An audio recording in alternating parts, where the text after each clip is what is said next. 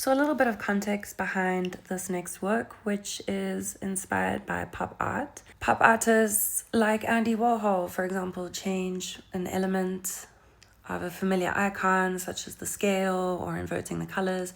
Here I'm doing blue flowers. The blue is not as bright as an Yves Klein blue and not as light as a Matisse blue. It's a little bit duller, and so I find that quite striking. And this work was, I think, a series of 2 or 3.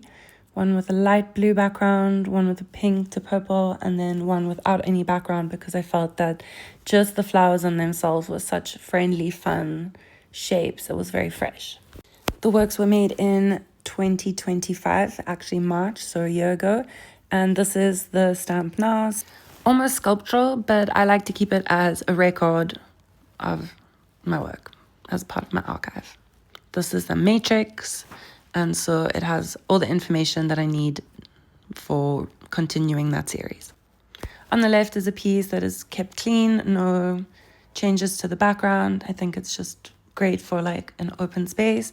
And on the right, this one's a bit more controversial because it was one of the kids that drew the banana, and I just thought, no, there's no way we're adding this to a print of like different prints. And so I kept it and then used it in my own print. Lol, it had to be used.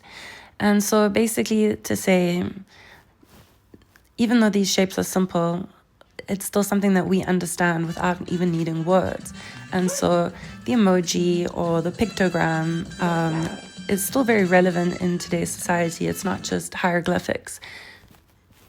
And there's a lot of exploration we can do just using curves, colors, and also obviously some straight lines. Pop art also speaks about consumerism. So not only is this practically taking something that is considered consumer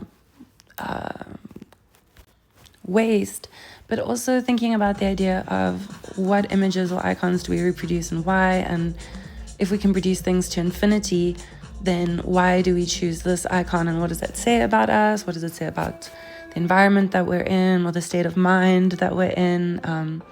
And so, yeah, a lot of meaning can be made, I think, even just with very simple, some would say 2-dimensional space. An icon is a simplified form, and yet, regardless how simple the shape is, when we start to multiply it, it becomes infinitely more complex.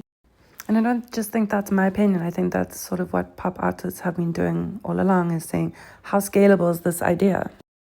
Thank you for watching.